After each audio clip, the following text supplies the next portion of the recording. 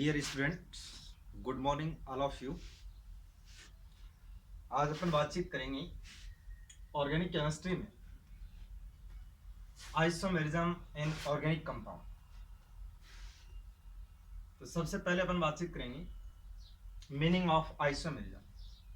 तो मान लीजिए आपके पास में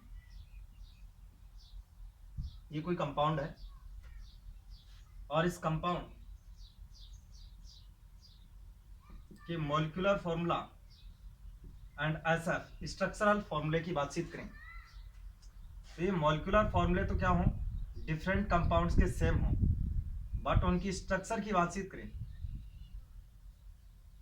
तो ये डिफरेंट। जैसे एग्जांपल के जरिए समझते हैं। जैसे हमारे पास में ये कोई कंपाउंड है C4H10 और C4H10 के लिए अगर बातचीत करें तो इसका स्ट्रक्चर्स आप ऐसे बना सकते हैं CH3 CH2 CH2 CH3। और इसकी एक स्ट्रक्चर ऐसे भी तो बन सकती है, समझना, CH3 CH CH3 और ये CH3। ओके, अगर देखिए दोनों ही कंपाउंड के अंदर अगर बातचीत करें तो इसके अंदर नंबर ऑफ कार्बन एटम 4 और हाइड्रोजन एटम 10, इसके अंदर भी number of carbon atom 4 hydrogen atom 10। कहने का मतलब ये दोनों चीजें सेम है, मतलब मॉलिक्यूलर फॉर्मूला क्या है, सेम है, but structures this and this compound क्या है, डिफरेंट है। ये जो कंपाउंड है इसे बोलते हैं नॉर्मल ब्यूटेन, नॉर्मल ब्यूटेन, और ये जो कंपाउंड है इसको बोलते हैं आइसोब्यूटेन। तो अगर देखिए नॉर्मल ब्यूटेन और आइसोब्यूटेन की बातचीत करें तो दोनों की स्ट्रक्चर्स हैं ये भिन्न है, और मॉलिक्यूलर फॉर्मूले दोनों के क्या है, C4H10 C4H10। तो ये जो कंपाउंड है आपस में जिनकी स्ट्रक्चर डिफरेंट है बट मॉलिक्यूलर फॉर्मूला सेम है, ये एक दूसरे के आइसोमर कहलाते हैं। इनको क्या बोला जाता है, आइसोमर। और ये जो फिनोमिना है, ये जो घटना है इस प्रकार की, इसे बोलते हैं आइसोमेरिज्म, आइसोमेरिज्म। मैं एक बार फिर से रिपीट कर देता हूं कि दुनिया के ऐसे कंपाउंड ऑर्गेनिक केमिस्ट्री के अंदर जिनके स्ट्रक्चरल फॉर्मूले तो डिफरेंट हो और मॉलिक्यूलर फॉर्मूले सेम हो, ऐसे कंपाउंड्स को आपस में क्या कहते हैं, आइसोमर, और इस फिनोनिमा को क्या कहते हैं, आइसोमेरिज्म। अब देखिए जिस प्रकार से किसी भी चीज को पढ़ने के लिए उसकी डेफिनेशन के बाद में उसका क्लासिफिकेशन किया जाता है, जहां तक मेरा मानना है। क्योंकि जैसे मान लीजिए एक स्कूल की अगर बातचीत करें तो उसके अंदर बहुत से छात्र छात्रा होते हैं, तो सभी को एक जगह बैठाकर थोड़ी पढ़ाया जाता है कि इधर से हिंदी पढ़ा रहे हैं, इधर से इंग्लिश वाले सर इंग्लिश पढ़ा रहे हैं, उधर से मैथमेटिक्स पढ़ा रहे हैं। ऐसा नहीं होता है। उनको अलग अलग क्लासों के अंदर वर्गीकृत कर दिया जाता है। ये 9th क्लास है, ये 10th क्लास है, ये 12th क्लास है। उनमें भी फिर और अच्छा अध्ययन करवाना हो तो उनके सेक्शन बना दिए जाते हैं। खैर छोड़िए, हमें समझना है कि जो आइसोमेरिज्म है उसको कैसे क्लासिफाइड किया गया है, क्योंकि आइसोमेरिज्म जो टॉपिक है ये एक ब्रॉड टॉपिक है केमिस्ट्री के अंदर। इसके नाम से आगे बुक चलती है आइसोमेरिज्म केमिस्ट्री के नाम से। तो अपन थोड़ा इसको सिंपली तरीके से समझने की कोशिश करते हैं कि आइसोमेरिज्म का क्लासिफिकेशन कैसे किया गया है।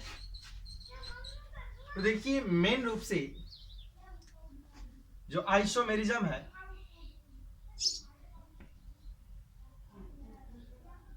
इसको दो कैटेगरी के अंदर डिवाइड किया गया है। फर्स्ट है structural isomerism and second is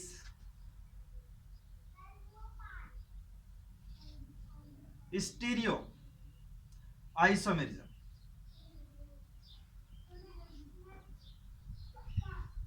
ठीक है, स्ट्रक्चरल आइसोमेरिज्म है, इसको फर्दर क्लासिफाइड किया गया है। इसका पहला पार्ट है chain isomerism, chain isomerism. Second part है इसका position isomerism, position isomerism. Third is functional group isomerism, और फोर्थ है मेटामेरिज्म, मेटामेरिज्म, और लास्ट है स्ट्रक्चरल आइसोमेरिज्म का पार्ट ट्यूटोमेरिज्म, ट्यूटोमेरिज्म। तो मैं फिर से बता दूं आपको, आइसोमेरिज्म वर्ड का मीनिंग है कि ऐसे कंपाउंड जिनके एमएफ सेम हो बट ऐसा स्ट्रक्चरल फॉर्मूला डिफरेंट हो, ये तो क्या हो डिफरेंट, और ये चीज क्या हो सेम। ऐसे जो कंपाउंड्स हैं उनको कहते हैं आइसोमर। और इस फिनोनिमा को, जो ये इस प्रकार की घटनाक्रम है, इससे बोलते हैं आइसोमेरिज्म। आइसोमेरिज्म को टू पार्ट के अंदर क्लासिफाइड किया गया है। उसमें जो पहला पार्ट अपना स्ट्रक्चरल आइसोमेरिज्म है, स्ट्रक्चरल आइसोमेरिज्म को फर्दर क्लासिफाइड किया गया है chain isomerism, position isomerism, functional group isomerism, metamerism and tautomerism. ऐसे ही स्टीरियो आइसोमेरिज्म है, इसको भी हम फर्दर क्लासिफाइड करेंगे। लेकिन इससे पहले मैं आपको बताऊं कि हम यहां पर सबसे पहले पढ़ेंगे स्ट्रक्चरल आइसोमेरिज्म का जो चेन आइसोमेरिज्म पार्ट है। तो देखिए समझना आप इसको। मान लीजिए जैसे अपन बातचीत करते हैं, जैसे ये हमारे पास में ऑर्गेनिक केमिस्ट्री के अंदर कोई कंपाउंड है C5H12 है, जिसको जनरली आप बोलेंगे तो क्या बोलेंगे भी, पेंटेन बोलेंगे। क्या बोलेंगे, पेंटेन।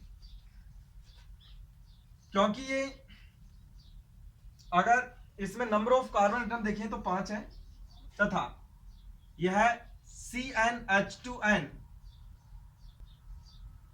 +2 को फॉलो कर रहा है, इसलिए ये एक एल्केन है।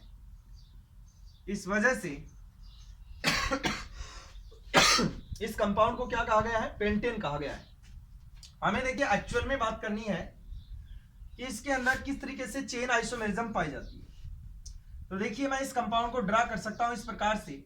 अगर कार्बन का स्केलेटन बनाऊं तो देखिए ये CH3, ये CH2, ये CH2 और ये CH3। मैं इसको ऐसे भी तो शो कर सकता हूं CH3, CH, CH3, CH2 और ये CH3। और एक तरीका और है, इस कंपाउंड को ऐसे भी डिस्प्ले किया जा सकता है CH3, चारों मिथाइल ग्रुप एक ही कार्बन पे जुड़े। इन सब के अंदर देखिए अगर देखा जाए तो जो मोलिकुलर फॉर्मूला है वो क्या है, C5H12। सभी के अंदर number of carbon atom and number of hydrogen atom कितने हैं, 5 और 12 है। इसका मतलब सबका मोलिकुलर फॉर्मूला क्या है, समान है, बट सबकी स्ट्रक्चर डिफरेंट है। अब हम ये समझना चाहेंगे कि इनकी स्ट्रक्चर है वो किस वे में डिफरेंट है। तो देखिए वे ऑफ डिफरेंट स्ट्रक्चर की अगर बातचीत करें तो इसके अंदर देखिए, अगर चेन की बातचीत करें कि एक सीधी जो चेन दिख रही है, इसके अंदर नंबर ऑफ कार्बन एटम कितने हैं, 5C। इसके अंदर अगर सीधी चेन की बातचीत करें तो नंबर ऑफ कार्बन एटम कितने हैं, 4C। और अगर इसके अंदर सीधी चेन की बातचीत करें तो क्या है, 3C। तो जो एक्चुअली चेंज जो आ रहा है वो किसके अंदर आ रहा है, चेन के अंदर आ रहा है। मतलब कि चेन डिफरेंट है बट मोलिकुलर फॉर्मूला सेम है। इसलिए ये जो तीनों कंपाउंड हैं, ये तीनों कंपाउंड एक दूसरे के चेन आइसोमर हैं, और इस फिनोनिमा को क्या कहेंगे, चेन आइसोमेरिज्म कहेंगे। Thank you. ये जरूर बताएं कि ये लेक्चर आपको कैसा लगा और आप किस टॉपिक की डिमांड करते हैं, वो टॉपिक स्टार्ट किया